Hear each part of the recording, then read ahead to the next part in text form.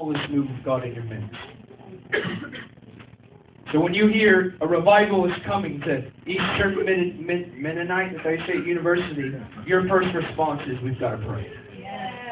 We have to pray, because God won't release the fullness unless He's got partners and friends. And He told this parable that men always ought to pray and never lose heart.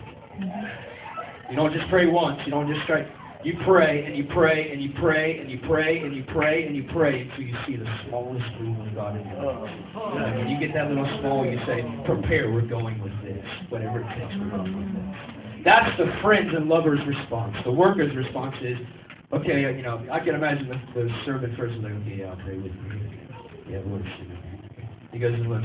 All right, there's nothing happening. Let's move on. Okay, I prayed, you prayed, we've all prayed, nothing's happening. That's the worker's response, because he's going at it from, I did this and it produced nothing. He's not operating in the Spirit. And so I want to encourage you that are on university campuses, I'm going to charge you to pray and never lose heart. But God's about to send a sweeping revival through the universities. He's about to tear down the altars of Baal and Jezebel on the university campuses. But He's looking for friends and partners to say, we'll be the womb of that move of God through intercession. And for this house, I want to say that we're not done praying for the third great awakening. That we prayed once and we prayed twice. We prayed 3 times. And God, where is it? And I want to say this to the house of prayer, the Fredericksburg Prayer Furnace.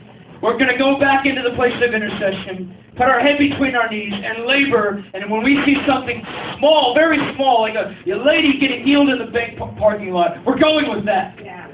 Because God's moving already. It's already begun. But He's looking for friends and partners.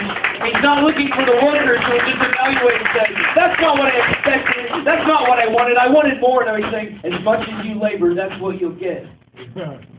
But if you believe in the promises and value the smallest, you'll get much, much more.